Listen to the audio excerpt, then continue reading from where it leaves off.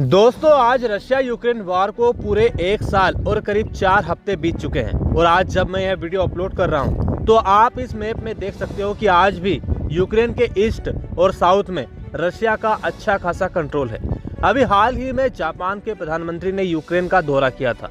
इस दौरान रशिया के बम्बर्स जापानी सीमा के आसपास देखे गए थे। खैर दोस्तों, ये आज वर्तमान की जियोपॉलिटिक्स है जो दोनों साइड से जारी है, जिनके बारे में हम ज्यादा बात नहीं करेंगे।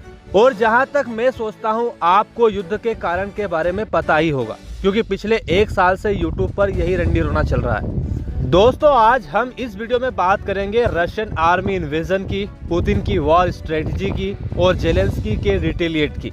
तो आइए शुरू से शुरू करते हैं। दोस्तों, इस पूरे कॉन्फ्लिक्ट की शुरुआत 20 फरवरी 2014 को मानी जाती है, जब रशिया ने यूक्रेन के क्रीमिया पर कब्जा कर लिया था, जिसके बाद यूक्रेन के डोनबास में अलगाववादियों ने यूक्रेन के खिलाफ प्रदर्शन किए, जिन्हें पर्दे के पीछे से पुतिन का पूरा सपोर्ट था।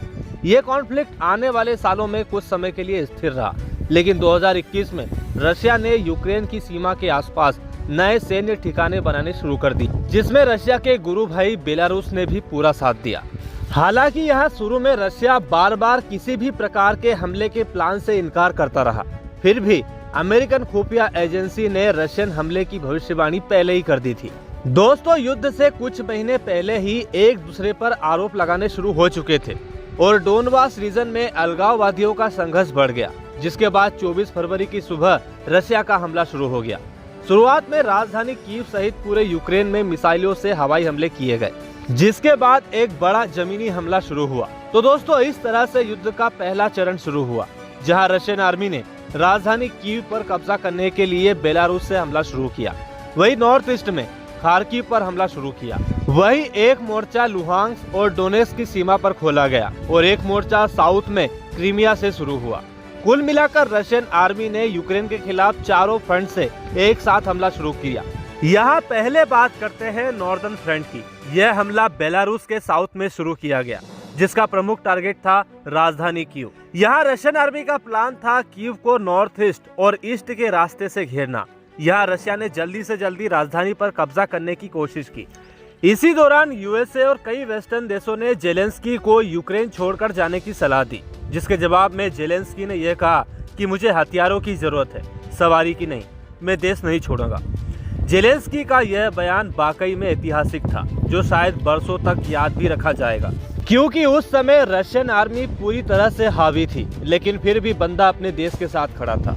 वहीं बेलारूस से कीव की ओर बढ़ रही रशियन आर्मी ने चेर्नोबिल और पिपरियाद जैसे शहरों पर कब्जा कर लिया। वहीं रशियन एयरवन फोर्सेस ने राजधानी कीव के पास 2 प्रमुख हवाई क्षेत्रों पर कब्जा करने की कोशिश की। 5 मार्च तक एक बड़ा रूसी काफिला, जो कि करीब 64 किलोमीटर लंबा था, कीव की ओर बढ़ रहा था। हालांकि वो रुक गया। वहीं नॉर्थ ईस्ट फ्रंट पर चर्नेहाइव की घेराबंदी शुरू हो चुकी थी। हालांकि रशियन आर्मी ने नॉर्थ वेस्ट से कीव की ओर बढ़ना जारी रखा और 5 मार्च तक बुचा, होस्टमेल और बोर्जेल पर कब्जा कर लिया। लेकिन इरपिन में 9 मार्च तक लड़ाई चलती रही। जो लंबा काफिला आ रहा था वो 11 मार्च तक तितर-बितर हो गया।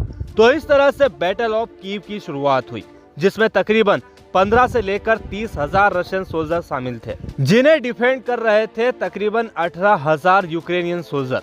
हालांकि यूक्रेन की ओर से आम लोगों ने भी अपनी आर्मी का साथ दिया था। वैसे ये आंकड़े एकदम सही नहीं है।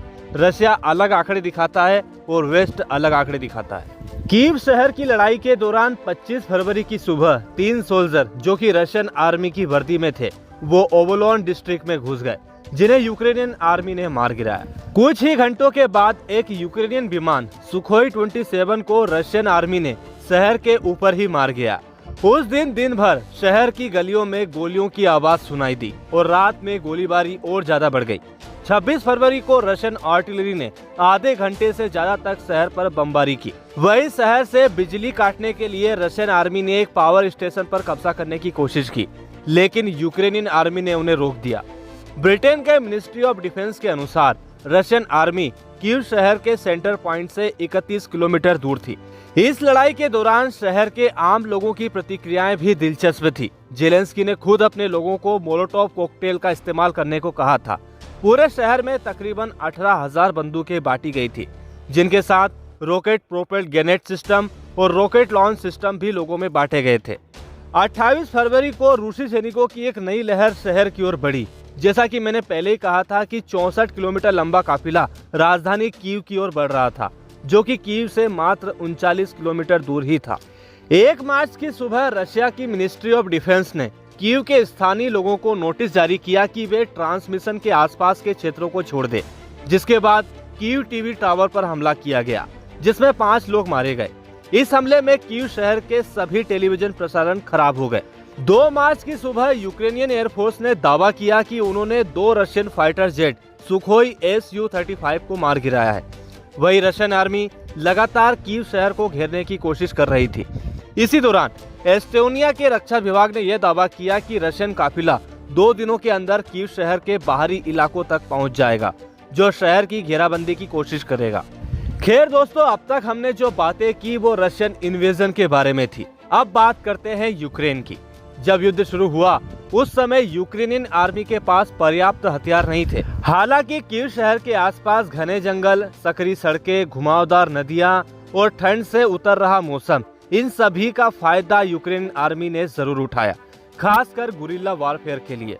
जैसे रीपर नदी का पानी, यहाँ यूक्रेनियन आर्मी ने बांध की मदद से कीव शहर के वेस्ट में एक सुरक्षा लाइन तैयार कर ली थी, जिसके कारण रशियन टैंक और वाहन काफी पीछे ही रुक गए थे।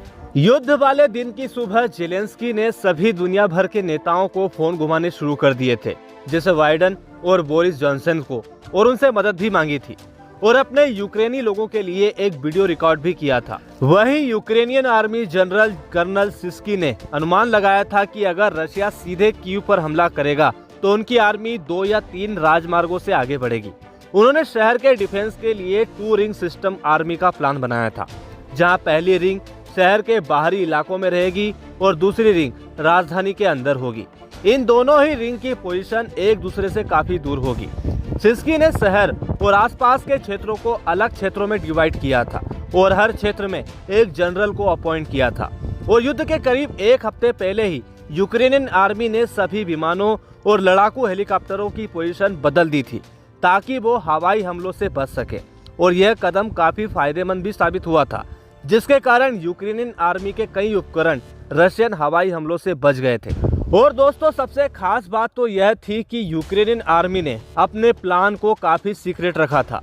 दोस्तों, इस बात का अंदाजा आप इसी बात से लगा सकते हो कि अमेरिकन रक्षा अधिकारियों को यह तो पता था कि रशिया का क्या प्लान है, लेकिन उन्हें यह नहीं पता था कि यूक्रेन का क्या प्लान है। हालांकि युद्ध से पहले यूक्रेन की डिफेंस एजेंसी काफी फेल साबित हुई थी, जो युद्ध का सही अंदाजा नहीं लगा पाई थी। यूक्रेन के डिफेंस मिनिस्टर ओलेक्सी रेजनिकोव ने कहा था कि उन्हें विश्वास ही नहीं था कि उन पर चौतरफा हमला होने वाला है। रेजनिकोव ने 22 फरवरी को बेलारूस के डिफेंस मिनिस्टर विक्टर खेनिन से फोन पर बात की थी, जहां खेनिन ने यह वादा किया था कि रशियन आर्मी बेलारूस के रास्ते यूक्रेन पर हमला नहीं करेगी। मतलब हम बेलारूस की जमीन का इस्तेमाल यूक्रेन के खिलाफ नहीं होने देंगे। लेकिन हुआ क्या, उल्लू बन गए। जब हमले के बाद दोबारा रेजनिकोव ने खेनिन से फोन पर बात की कि भैया ये क्या हुआ तेरा वादा, तो खेनिन ने कहा कि भैया यदि यूक्रेन कैपिटुलेशन के अधिनियम पर साइन करता है तो हमला तुरंत बंद हो जाएगा। जवाब में रेजनिकोव ने कहा कि ठीक है, हम साइन कर देंगे अगर रशिया पहले सरेंडर करता है तो। खैर दोस्तों, अब युद्ध शुरू हो चुका था। रशियन हेलीकॉप्टर नीपर नदी के ऊपर उड़ रहे थे। इन हेलीकॉप्टरों ने एंटोनोव एयरपोर्ट पर कब्जा कर लिया। दोस्तों, एयरपोर्ट पर कब्जे के दौरान एक यूक्रेनियन सैनिक ने सोवियत यूनियन के जमाने वाली सतह से हवा में मार करने वाली मिसाइल के जरिए एक रशियन हेलीकॉप्टर को मार गिराया था।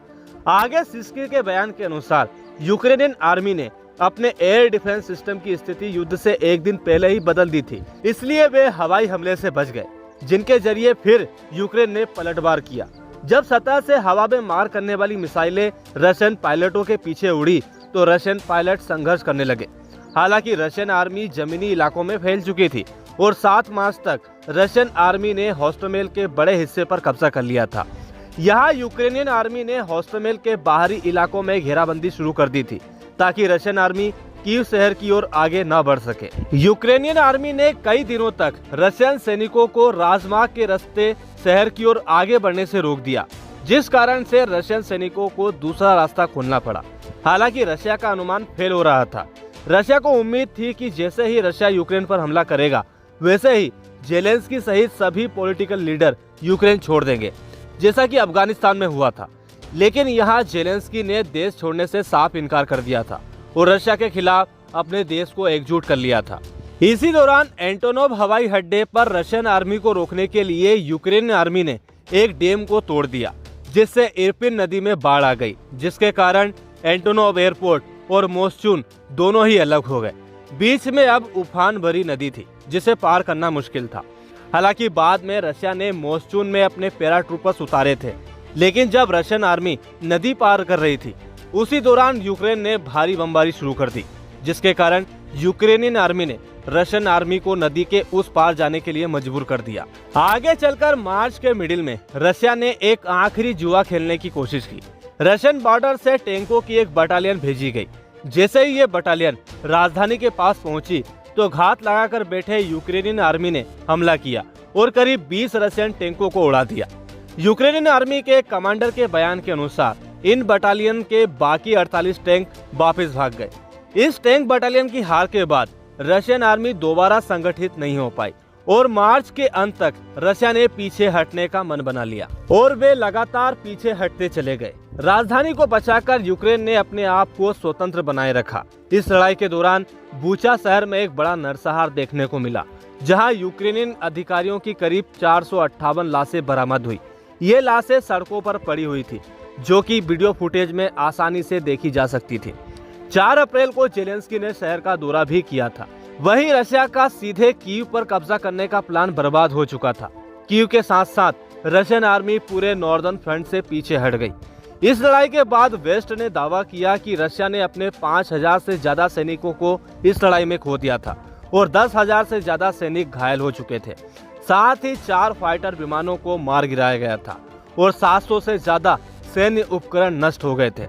वहीं यूक्रेन ने अपने 162 सैनिकों को खोया और एक सुखोई Su-27 के साथ साथ करीब 90 नागरिक मारे गए। इन आंकड़ों में बूचा मैसेकेर में मारे गए सैनिकों को नहीं जोड़ा गया है, सिर्फ कीव शहर में हुई लड़ाई के आंकड़ों को ही जोड़ा गया है।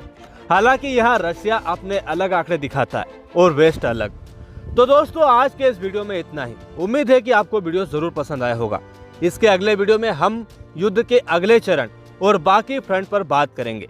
बाकी मिलते हैं अगले वीडियो में, तब तक के लिए जय हिंद, वंदे मातरम।